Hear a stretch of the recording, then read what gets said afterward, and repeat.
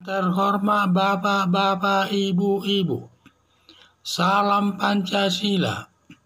Bapak-bapak, Ibu-Ibu yang melihat video saya ini, tolong jangan lupa subscribe, like, dan di-share.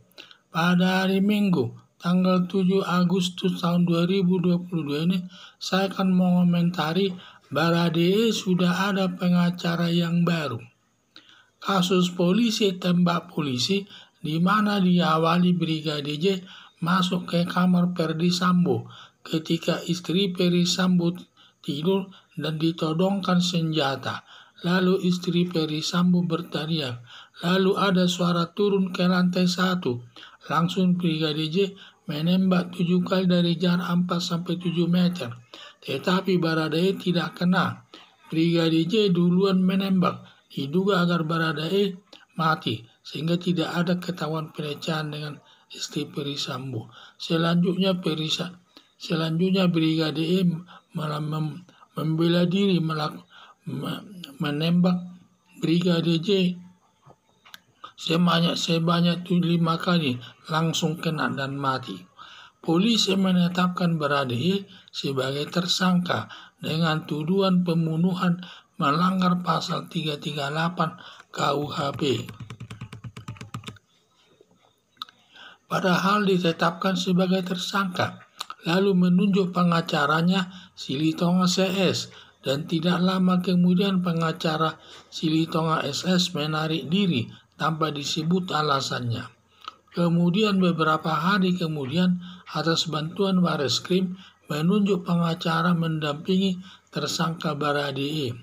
Mengapa Bareskrim mencari pengacara mendampingi Baradae? Karena dalam ketentuan Kitab Undang-Undang Hukum Acara Pidana ada ketentuan perbuatan tersangka 5 di atas ancaman hukuman di atas 5 tahun harus didampingi pembela.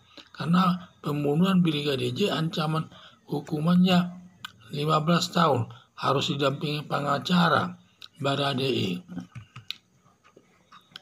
Bila terdakwa tidak mampu membayar pengacara, lalu polisi, jaksa, hakim sesuai tahap penyelesaian perkara ditanggung aparat negara. Pengacara tanggung jawab siapa? Yaitu dalam hal ini tahap penyidikan, pengacara berada di tanggung polisi atau Bareskrim. B. Sudah masuk ke kewenangan jaksa, maka pengacara dibayar jaksa. C. Dan setelah di persidangan, pengacara dibayar hakim. Diduga tersangka Baradae tidak mau ada pengacaranya karena diduga tidak mampu membayar pengacara. Kalau tersangka mampu membayar pengacara, bebas memilih pengacaranya yang sudah terkenal baik kinerjanya untuk membelanya. Kalau pengacara yang ditunjuk polisi, jaksa, hakim karena tersangka tidak mampu membayarnya, maka tersangka tidak boleh pengacara apa yang ditunjuk polisi, jaksa, hakim harus diterima, dan biasanya pengacara yang ditunjuk pada umumnya yang belum berpengalaman, biasanya bayarannya tidak mahal. Itulah saya lihat masalah pengacara ini. Di mana permulaannya, di mana pengacara Silitonga dulu yang ditunjuk membela daripada Baradae. Entah apa alasannya, mereka melepaskan diri, tidak mau lagi membela Baradae tersebut. Sehingga di Bareskrim mencari pengacara yang lain untuk membela Baradae. Setelah dibela, diikutilah setiap pemeriksaan Baradae didampingi oleh pengacaranya tersebut. Mengapa Bareskrim mencari pengacara mendampingi Baradae?